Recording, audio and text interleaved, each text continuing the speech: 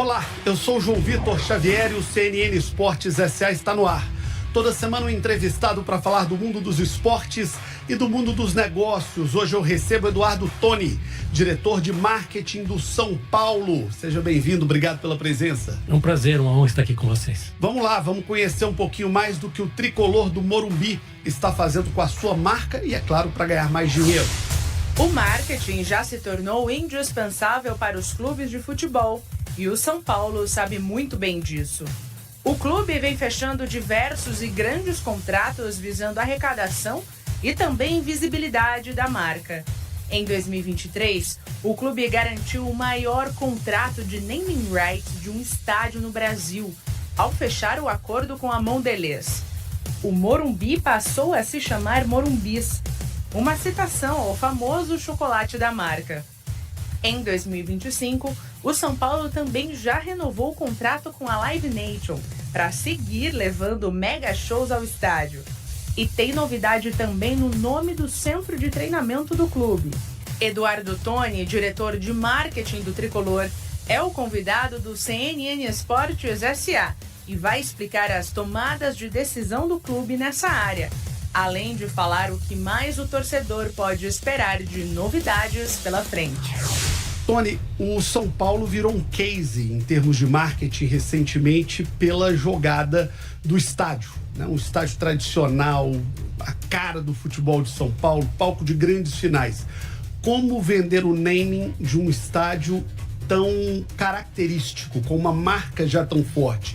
E o São Paulo foi lá e deu um show e criou o Morumbis, que talvez seja um dos principais cases de marketing esportivo no Brasil. Como é que foi essa ideia? Como é que foi esse processo? Como é que o São Paulo chegou numa ideia tão bacana para revestir uma marca tão tradicional de algo comercial? Pois é, João, vender o name rights de um estádio tão icônico, com uma marca tão icônica, um estádio que não passou por nenhum facelift, por nenhuma reforma, que não foi desconstruído e reconstruído, era uma missão muito difícil. Uma marca forte, Morumbi, o nome do bairro, e a gente entendia que a gente deveria buscar uma alternativa que não tivesse tanto choque com o nome. E nós avaliamos, se a gente colocar o nome de uma indústria automobilística, vai ser difícil a adesão. Se a gente colocar o nome de uma operadora de telefonia, talvez não cole tanto. Então nós pensamos em algumas alternativas de brincar com o nome Morumbi. E aí, a primeira ideia que apareceu foi o Morumbis, onde você usa o bis como a marca da empresa, não, a marca do produto, da Mondelez. Ouvi que uma certa época pensaram em Morumbique também. Era a segunda opção, era Morumbique, exatamente. A gente não chegou a oferecer isso para eles, porque nós fizemos um projeto, conseguimos o contato com o CEO da Mondelez no Brasil, chamamos-os ao Morumbi como vice-presidente de marketing, fizemos uma apresentação para eles. Apresentação longa, quase 1h30 de apresentação. Depois fizemos um almoço, um tour pelo Morumbi, à época. E quando acabou a reunião, a gente tinha a sensação que tinha dado certo, que eles tinham entendido os nossos princípios, porque a gente se assemelha em muitas características com a Mondelez. Nós temos valores, princípios muito parecidos com o da Mondelez. Tanto que foi uma negociação muito rápida. A gente, da apresentação, a assinatura do contrato, não foram 3 meses. Num caso de envolvimento de dezenas de milhões de reais. Muito rápido. Desse tamanho. De novo, para um estádio que não passou por nenhum retrofit, que não houve uma reforma. Então, a gente realmente entende que é um caso de sucesso. E a torcida teve uma adesão muito grande, a imprensa, os veículos, todo mundo aderiu ao Morumbis. E a gente é muito feliz com a marca, com o nome. E a gente espera ter essa parceria por muitos anos ainda com a Mondelez. Agora, teve que haver uma ruptura histórica até mais forte, né? O São Paulo teve que levar para o seu conselho deliberativo aprovar que o nome do estádio hoje, nesse momento, é Morumbis. Acredito eu, até para evitar que o nome tradicional Cícero Pompeu de Toledo fosse usado por veículos de comunicação a fim de esconder o patrocinador. Então, o São Paulo teve que fazer uma mudança até legislativa, no caso, né? Veja, o São Paulo tem uma questão de governança muito séria, muito grande. Nós temos um presidente executivo, que é o Júlio Casares, temos um presidente do Conselho Deliberativo, que é o Dr. Outeores de Abreu. A gente tem por princípio aprovar as grandes decisões no Conselho. Então isso fazia parte do projeto todo. É importante a gente entender, né? A torcida chamava o estádio de Morumbi. Ninguém dizia, vamos ao Cícero Pompeu de Toledo assistir um jogo. O clube é conhecido nacionalmente como o tricolor do Morumbi. Exatamente. Né? Então, o que a gente quis, claro, o Cícero Pompeu de Toledo é um grande São Paulino.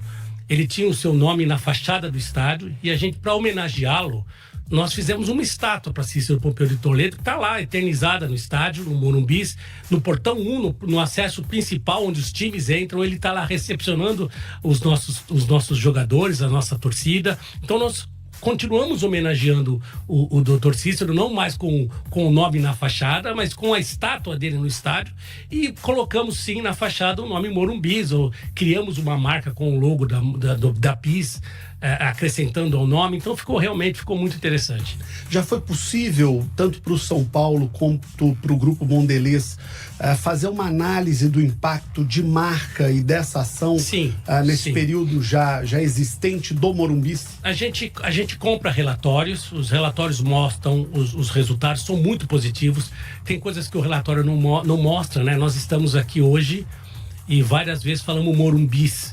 Não há relatório que mostre o impacto do Morumbis. O custo segundo disso. Do Morumbis, né? Se tivesse no nosso painel aqui aparecendo o logo, nós estaríamos monetizando e informando quanto custaria isso. Mas é até difícil de você mensurar porque a gente fala, todo mundo fala Morumbis. Então o impacto é muito maior, os resultados são muito bons e o impacto, na verdade, é muito maior que ele.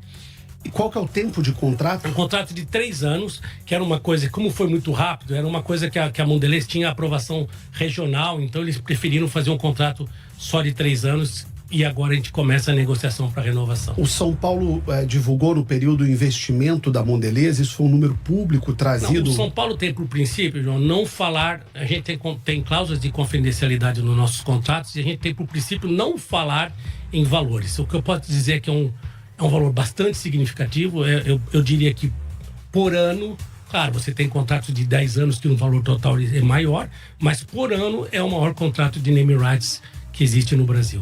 Vale mais ou menos do que o patrocínio da camisa, o naming do estádio hoje? Vale menos. Hoje, os clubes de futebol têm a sorte de ter as Betis como um patrocinador master. Então, os valores hoje são muito importantes para as empresas, para os clubes, por causa do mercado de betting, que é um mercado extremamente aquecido e ainda iniciante no Brasil. Então, um patrocinador master hoje investe, eu diria que 3 a 4 vezes mais do que o valor de um patrocínio de um name right. No caso do São Paulo, né? De outros clubes eu não posso te... Você disse que o São Paulo está abrindo a negociação agora para renovação. Então, a ideia do São Paulo é manter o nome Morumbis e está conversando com a Mondelez. É essa a ideia. No segundo semestre a gente vai começar essa negociação agora. A gente tem muita expectativa de começar e concluir rapidamente, como foi no primeiro, porque é um case de sucesso. A gente tem certeza e tem informações que a Mondelez, a gente sabe, conversa bastante com eles são bastante satisfeitos com o resultado, então a gente espera que a gente consiga renovar o contrato. E dentro dessa renovação, é possível o torcedor de São Paulo esperar uma renovação de um contrato mais longo? O primeiro foi um contrato de 3 anos, talvez algo aí para uma década, coisa do tipo? Isso é importante você comentar, João, porque me dá uma oportunidade importante. Nós estamos, hoje, todos os contratos que nós fazemos são para o centenário do São Paulo, que é 2030. Um contrato de name rights, ele não pode ser um contrato de tão curto espaço de tempo. Normalmente demora para você, demora para pegar, né? A torcida demora para aderir. No caso do Morumbis, não, foi muito rápido. Mas normalmente você faz o contrato de name rights no mínimo para 6, 10 anos. Então a gente tem expectativa de chegar nesse período com essa renovação. Centenário do São Paulo 2030, né? Então estamos aí falando de um contrato para mais 4 anos. 4, 5 anos. Pelo menos isso, né? Levando-se em conta que seria uma renovação no ano que vem, pelo menos mais 4, 5 anos de contrato. A gente espera um pouco mais, porque é um contrato de name rights, como eu te disse. Mas no mínimo, mais uns 5, 6 anos. Independentemente de ser a questão do Morumbis, que a gente torce muito para que dê certo, para que renove, o CNN Esportes S.A. é um programa pensado para valorizar quem acredita no esporte, quem coloca dinheiro no esporte, quem acredita nesse negócio. Agora, independentemente do nome Morumbis, haver o acordo com a Mondelez, você acredita que é um caminho sem volta para o São Paulo a questão do naming no estádio? Não tenho dúvida, João. A gente quebrou um tabu. A gente tinha dois pontos importantes. O primeiro era o mercado, efetivamente mostrar para o mercado a oportunidade. Para você ter uma ideia, o São Paulo faz em média 30, 35 jogos por mês. Hoje a gente tem Hoje a gente tem um acordo com a Live Nation que nos dá, os grandes shows são no estádio. Hoje o Morumbi é a maior casa de espetáculos do Brasil. O Maracanã não recebe shows, então os grandes shows do Brasil são no Morumbi. O Morumbi é a maior casa de espetáculo do Brasil. Então, o que a gente entende com isso? Que o mercado já entendeu que aquilo é uma plataforma de marketing muito importante. O segundo aspecto era um aspecto interno, da questão do conselho, de mostrar para o público interno, tanto os nossos conselheiros, os nossos sócios, como a nossa coletividade, a nossa torcida, que isso é importante, que é uma receita importante, que é um faturamento importante. Isso também foi superado. Então, a gente entende que as duas pontas estão de acordo, estão satisfeitas, e isso eu diria que é irreversível. Você falou sobre a Live Nation, daqui a pouquinho eu quero falar sobre esse assunto, porque o São Paulo acaba de renovar o contrato como a casa de espetáculos, Morumbis. Mas antes eu queria falar sobre um outro naming vendido pelo São Paulo, que é o do CT. O São Paulo também vendeu o nome do seu CT da Barra Funda. Como é que foi esse processo e como foi essa negociação? Então, é muito parecido com o do CT. A gente, com o do Morumbi, a gente tinha a preocupação de... O CT também, todo mundo fala o CT do Morumbi, o CT da Barra Funda, o CT do São Paulo, o CT da Barra Funda. Como é que a gente vende o naming de um equipamento também já tão enraizado? E a ideia foi oferecer para a Superbet, que tem entre o seu nome a palavra super, e ela ativa muito o super. Então ele passa a se chamar Super CT. A gente mantém o CT no nome e agrega a palavra super, e a gente conseguiu com essa venda também quebrar um paradigma de um outro ativo, de um outro asset importante para a marca, que a gente conseguiu monetizar. Então também é algo que a gente espera que fique por muitos anos e que a gente consiga, ao longo da história de São Paulo, perpetuar. O contrato, no caso do CT, já é visando o centenário. O contrato, no caso do CT, do patrocinador master, que é a Superbet, vai até o final do centenário, até o final de 2030. Então, nós estamos dizendo de um contrato casado da camisa do São Paulo e do CT do São Paulo, com o mesmo patrocinador, a Superbet, um contrato por mais 5 anos. Exatamente. O São Paulo, então, está fechado com o seu patrocinador até 2030. Não só com ele, né? Nós estamos fechados com alguns patrocinadores, até todas as renovações, João, nós estamos buscando levar até o centenário. O que a gente faz isso? Primeiro que a gente deixa um legado para a próxima gestão. A gestão do o presidente Júlio Casares, termina 31 de dezembro de 26. A gente vai deixar para o próximo presidente, para a próxima gestão, contratos importantes do Master, da Live Nation, como você falou, falaremos mais para frente. E nós temos outras negociações. A Midemicon, que é um patrocinador, também já tem um contrato renovado até 2030. E temos hoje negociações e renovações de todos os nossos contratos até o centenário. Isso é bom para o mercado, que entende, mostra a credibilidade da marca, mostra que fazemos um trabalho coerente, mostra que estamos no caminho de colocar o São Paulo financeiramente, do ponto de vista de marketing no seu devido lugar, e mostra para o torcedor que nós estamos fazendo um trabalho importante. E o que não deve estar sendo um desafio fácil, acredito eu. Primeiro, porque vocês concorrem contra o Corinthians, que é um grande clube também, uma marca nacional, uma camisa muito forte no mercado de São Paulo e no mercado nacional, com o Palmeiras, que também é outra camisa muito pesada, muito forte, e que vem num momento muito bom de conquista de títulos. Então a briga pelo dinheiro na mesa em São Paulo, pelo dinheiro do futebol, é uma disputa acirrada, uma disputa pesada, né? É uma disputa pesada. Claro que a performance em campo é importante. Nós viemos aí dos últimos 3 anos de 2 campeonatos, nós viemos de 3 campeonatos, 5 finais. A gente recuperou o orgulho, o sentimento da torcida são paulina. A gente, quando chegou em 21, nós estávamos há muito tempo sem um grande título, nós estávamos sem ganhar clássicos, e é importante para o marketing ter um time vencedor, óbvio que sim. Então, quando a gente ganha em campo, a vida do pessoal do marketing é mais fácil. A gente tem maiores adesões, é mais fácil falar com os interlocutores, é mais fácil explicar os momentos. Então a performance em campo é muito importante para nós. Não é fácil, mas a marca é muito forte, né? A gente brinca que nós temos 2 concorrentes de peso, mas nós temos o nome da cidade, o nome do estado, nós temos ativos importantes. Até o gentílico tem, né? Até o gentílico São tem. Paulino. Exatamente. É São Paulino. Quem nasce em São Paulo é São Paulino, né? Então a gente brinca com essa história do nome da cidade, o nome do estado, mas lá fora é importante para as marcas, né? Nós temos parceiros internacionais que entendem isso, né? Antes que fiquem bravos os paulistas e paulistanos que torcem por outros times, foi só uma brincadeira. Exatamente. Nós somos a segunda maior torcida de São Paulo, não somos a única torcida de São Paulo. Ô Tony, voltando à questão do Morumbi, a gente vive um momento de arenas muito modernas no futebol brasileiro. Palmeiras construiu, o Corinthians construiu, o Atlético com a MRV, o Grêmio com a sua arena, o Inter refez o seu estádio todo para a Copa do Mundo de 14, Maracanã refeito. Tem muitos grandes estádios modernos no futebol brasileiro. Alguns oriundos da Copa do Mundo, outros do pós-Copa do Mundo. O Morumbi é um estádio antigo, dos grandes estádios do Brasil, é o único que não passou ainda por uma grande reforma. Como, do ponto de vista de marca, o clube faz para superar essa questão, até para que a gente possa entrar nessa questão dos shows, da Live Nation, como é que o São Paulo está conseguindo superar o fato do Morumbi ser um estádio antigo, não ser um estádio adaptado à modernidade das novas arenas do Brasil? Essa é uma grande pergunta, João. O estádio do Morumbi, como se disse, é um estádio antigo, ficou pronto na década de 1970, né? No século passado.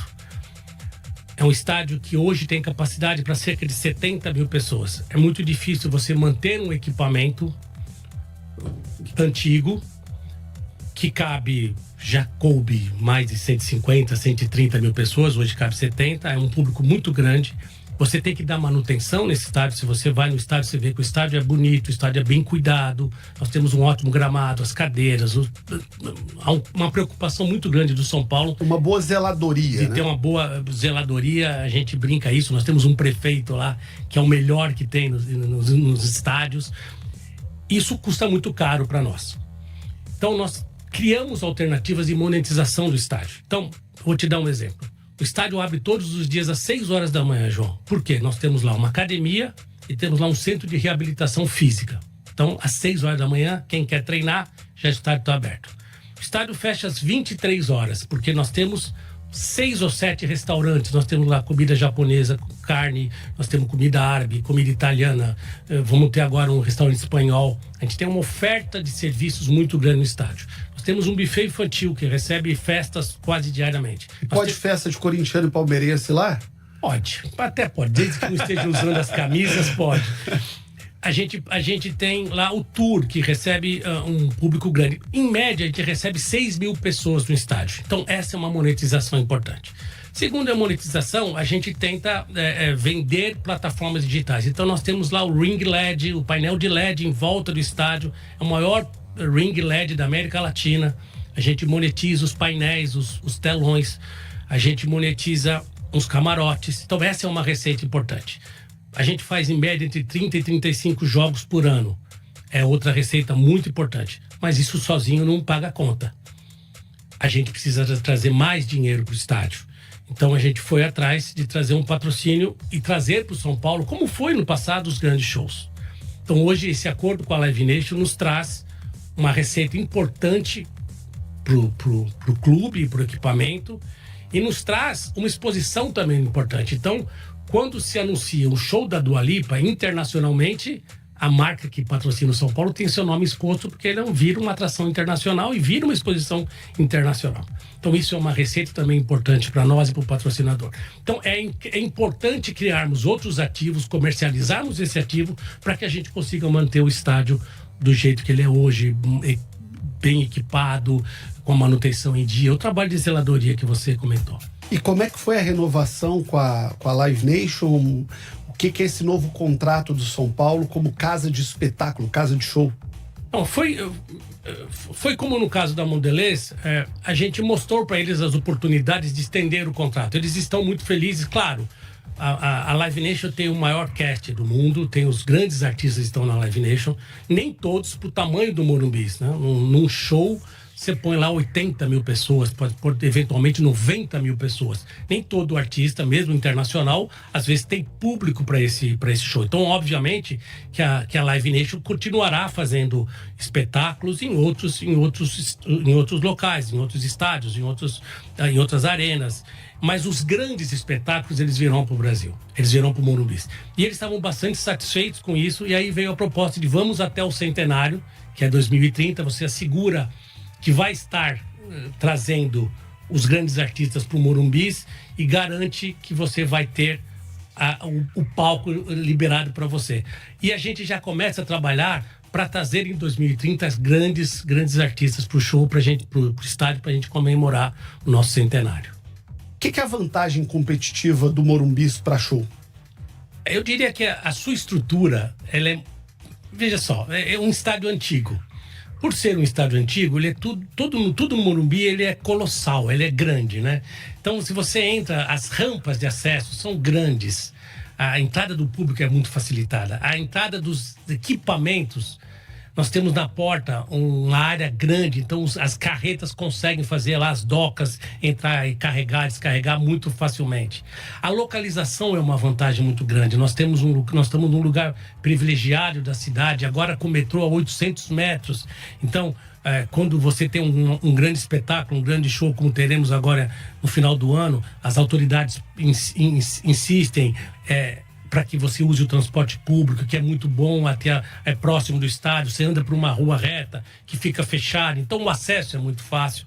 A capacidade do estádio, né? O estádio cabe, como eu disse, pode chegar a caber 90 mil pessoas. Então, São Paulo já sente a mudança da questão do metrô no Morumbi? Sem dúvida. Para a sua prática, para a sua rotina diária? Sem dúvida. Um dos fatores da nossa torcida abraçar tanto o clube, nós tivemos o ano passado a maior arrecadação da nossa história, o maior público. A gente bateu o recorde em 23 e bateu o recorde novamente em 24 de público e de arrecadação.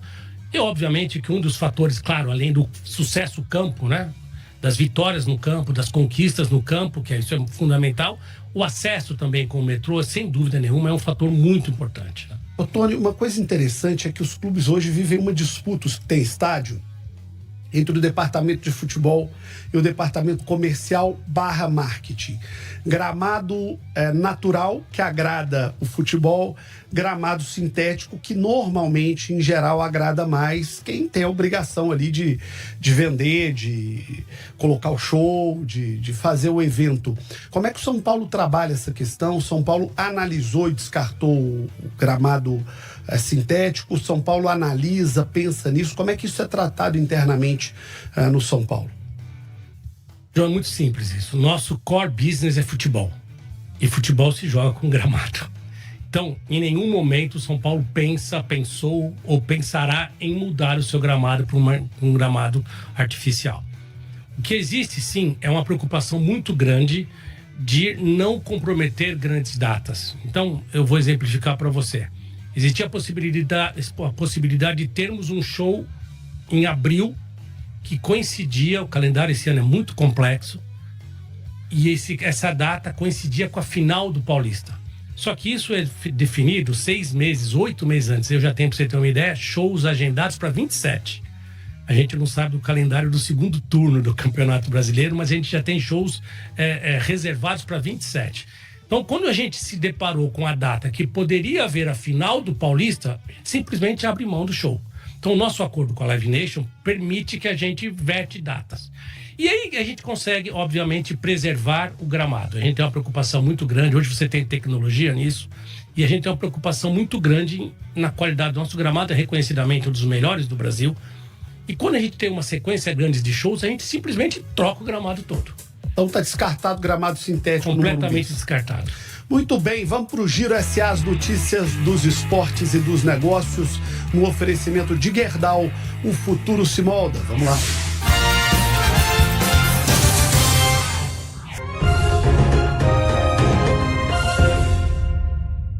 De volta com o CNN Esportes SA, recebendo Eduardo Tony, diretor de marketing do São Paulo. que na década passada tinha como conceito de marketing o soberano. São Paulo se tratava como o soberano, era assim chamado pelo seu torcedor, as campanhas giravam em torno disso. Hoje o São Paulo se coloca como o clube do povo. Eu queria entender esse rebranding do São Paulo e a ação prática disso. Então, essa foi uma preocupação que a gente teve desde o primeiro dia da gestão. O presidente Júlio Casares tinha uma preocupação de trazer o público de volta. O São Paulo vinha por um período sem grandes títulos, sem grandes vitórias. A gente vinha perdendo os clássicos, perdendo os campeonatos. E a gente acabou criando um distanciamento natural da torcida. Então, a gente fez, obviamente, um trabalho de marca, de marketing, e a gente identificou a possibilidade de criar um setor popular. Então, isso começou, num primeiro momento, na arquibancada. A arquibancada superior. A arquibancada, isso lá em cima, o último setor, naquele que é totalmente descoberto, que é o setor mais, vamos chamar assim, popular, mais quente, né? Onde ficam as torcidas organizadas, onde fica o torcedor o mais apaixonado, o mais amante do São Paulo. No segundo momento, nós passamos para as cadeiras intermediárias, que é uma cadeira mais nobre, e ali nós colocamos a metade do preço do valor do ingresso equivalente. Então, se a arquibancada central custa 100, lá vai custar 50. Se a cadeira cadeira intermediária central custa 200, lá vai custar 100. E houve uma explosão, a torcida entendeu isso e é o setor que primeiro lota em quase todos os jogos do São Paulo. Ele é o setor oposto da torcida organizada, o que é bom porque faz pressão dos dois lados para o time adversário. Então, esse é um fator importante. Naturalmente que a performance em campo é outro fator importante, né? Nós voltamos a ganhar campeonatos, voltamos a ganhar clássicos. Hoje nós temos a torcida que entende o momento do clube e apoia o clube. Como eu falei no bloco anterior, a questão do metrô é importante. Hoje nós temos um acesso fácil ao estádio. O metrô está a menos de 1 quilômetro de estádio, numa linha reta, que é fechado pela polícia. Então você caminha pelas ruas com segurança. Então o acesso do clube, do estádio, hoje ele é muito facilitado. E o que eu acho que é mais importante é essa questão do soberano. Eu nem sei se foi uma estratégia do São Paulo. Eu acho que isso não é uma coisa positiva. Eu acho que cria uma certa arrogância. A nossa questão é realmente ser um time de todos. A gente abraça todas as causas sociais. A gente tem preocupações sociais e a gente entende que há espaço para todos no estádio. Por isso que acreditamos que a torcida, entendendo o nosso approach, tem tido uma boa receptividade e lotado o estádio em quase todos os jogos. O torcedor comum, ele fala muito o seguinte: poxa, por que não coloca um setor mais barato? É melhor do que ficar vazio. O dirigente normalmente diz o seguinte: se eu coloco um setor mais barato, vai todo mundo para o mais barato e aí o mais caro fica vazio. Na prática, como é que isso está sendo equalizado e o que vocês têm visto de exemplo prático no dia a dia do São Paulo? Essa é uma coisa boa. A gente estuda muito isso. A gente estuda muito as estratégias de preço, as estratégias, o horário do jogo. Então, você faz um jogo na quarta-feira, às 9h45, com televisão. Você tem que avaliar o preço que você vai pôr, porque senão você vai ter o estádio vazio. É claro, então, que a gente tem um setor popular. Quando a gente abre a venda do setor popular, todo mundo compra o setor popular e os outros setores ficam vazios. Então, a gente equilibra isso com as aberturas de venda. Abre o popular, se para o popular, começa outros setores, vai vendendo outros setores, vai equilibrando o preço e vai atendendo a todas as demandas. Tony, o São Paulo tem um desafio grande. São Paulo foi um clube que monopolizou o futebol brasileiro no final dos anos 90, ganhou tudo, bicampeão do mundo naquela época, depois ainda veio o tricampeonato mundial. O São Paulo era o time da meninada, da garotada. Todo menino no Brasil queria ser São Paulino. E hoje o São Paulo não é o clube do momento. Claro que o futebol pesa muito, mas do ponto de vista de comunicação, o que o clube pretende fazer para atrair de novo o coração da garotada, para se aproximar da garotada e para impedir um crescimento de um adversário muito perigoso nisso, que é o Palmeiras. O São Paulo vinha aí há muito tempo como a terceira maior torcida do Brasil e hoje já há pesquisas que indicam um crescimento do Palmeiras preocupante para o São Paulo. Do ponto de vista de comunicação, o que o clube pensa para isso? Isso é cíclico, né? Como você disse, a performance em campo é fundamental para você atrair a torcida. Veja o que aconteceu com o fenômeno do Neymar, né? O Neymar voltou ao Santos, o Santos explodiu nas redes sociais. Então, um grande astro te traz esse apelo todo. Então hoje nós temos uma equipe na área de comunicação voltada para o público jovem, nós estamos em todas as plataformas, a linguagem é importante, os meios que você usa é importante. A gente recebe lá no Morumbi toda semana escolas públicas, a gente tem um convênio com as subprefeituras, então as crianças vão visitar o Morumbi, fazem o tour, recebem lá um lanche, recebem prêmios, brindes do São Paulo. A mesma coisa se repete no Super CT, né, da Barra Funda. A gente tem investido também no torcedor do amanhã. O programa de sócio-torcedor, nós temos hoje um ingresso facilitado para o torcedor mirim, para o filho. Então ele tem vantagem para levar o sócio-torcedor, ele tem vantagem para levar o filho no estádio. Então são uma série de ações que fazem com que a gente conquiste o torcedor, o pequeno torcedor. Naturalmente que a performance em campo é muito importante, é fundamental. Mas do ponto de vista de comunicação, o trabalho tem sido feito. Dentro desse quesito ídolos, o São Paulo também investiu em trazer ídolos recentes de volta para o clube. Tá aí o Oscar, o Lucas, jogadores muito queridos na história recente do São Paulo. Não estou comparando com a questão do Neymar, que eu sei que é algo que transcende até o futebol brasileiro. Mas o São Paulo viu um efeito do ponto de vista de atração de imagem com a chegada desses jogadores? Principalmente no caso do Lucas, que tinha uma grande identificação com a torcida, com o São Paulo. O Lucas saiu com o título do São Paulo. A gente conseguiu fazer um plano bastante elaborado para a volta do Lucas. Então nós criamos uma série de produtos, licenciamos camiseta, relógio, boné. O Lucas trouxe um retorno positivo também, não só dentro do campo, não só futebolisticamente, como foi na Copa de uma vitória da Copa do Brasil. Ele foi uma figura ímpar, eu diria, mas também fora do campo é um jogador que dá muito resultado de marketing, é um jogador que tem uma identificação muito grande com o clube, que tem um carinho, a torcida tem um carinho muito grande por ele e a recíproca é verdadeira. Então isso também traz possibilidades importantes de monetização. O Tony, vou trazer aqui uma opinião meramente pessoal. Eu tenho visto os clubes cada vez mais fechados no futebol, em especial pela exigência dos departamentos de futebol. Coloca, olha, é importante estar fechado, é importante quanto menos aparecer, mais concentrado fica, mais focado fica no jogo. Só que você tem do outro lado a marca que precisa aparecer, você tem a exposição de imagem que precisa acontecer, você tem o dinheiro que tem que entrar para poder pagar essa conta toda. O que falta para o futebol brasileiro conseguir construir um equilíbrio nesse processo de importância de um departamento de futebol que, se não ganhar, não gera resultado, não faz dinheiro, não atrai divisas, mas também do outro lado, é a história do rabo e do cachorro, né, que vão correndo ali um atrás do outro.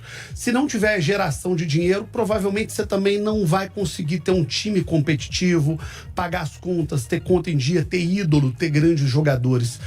O que falta para o futebol brasileiro atingir esse equilíbrio e essa maturidade de processo? Eu acho que isso é um processo. Eu diria que a gente está evoluindo nisso. Essa discussão existe internamente, assim como a questão dos shows, dos jogos. Essa questão...